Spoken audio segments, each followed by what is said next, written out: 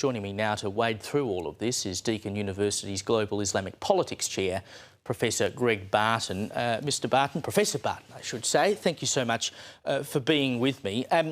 Trump says Iran's been on the phone. Iran says they haven't been on the phone. What do you think is most likely in this case? Caleb, I think it's probably a mixture of both. There's certainly back-channel communication. So some people in the regime are probably reaching out to explore their options. How much authority they have and, who they're speaking to is the question. But there will be attempts through back channels, and it benefits both sides to have that, because at some point, if Trump feels that he's achieved what he needs to achieve and wants to back out before letting anything go further, there's already considerable consequences in the Gulf. The Gulf economies certainly want this to end, then it might make sense. I mean, he can certainly claim that he's achieved quite a lot so far.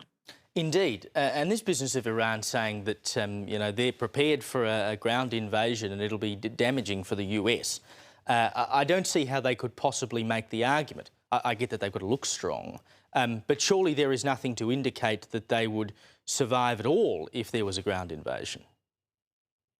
Well, the ground invasion, Caleb, is when it gets really ugly and messy. This regime, the Islamic Revolutionary Guards Corps, really consolidated their grip after the revolution of '79 via an 8-year-long war with Iraq, in which 2 million people died and no one won. No territory was gained by either Iraq or Iran. Iran is a very mountainous country. It's difficult to fight in, so it's hard for people coming in.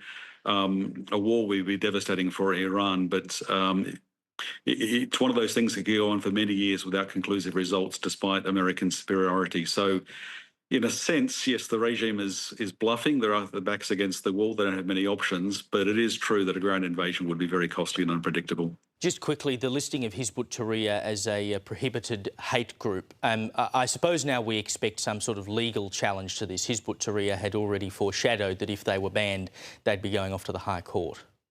Yeah, look, they have lawyers in their midst. They like legal arguments and they like getting media attention. But I think they'll lose this one. I think this has been a long time coming. It's been well thought out. Targeting hate speech and incitement of hatred is the best way to deal with this group, rather than addressing their ideas, which are problematic. But it's their behaviour that's the best way to achieve legal success. And I don't think Hizb ut-Tahrir will get out of this. Indeed. Professor Barton, thank you so much for your time.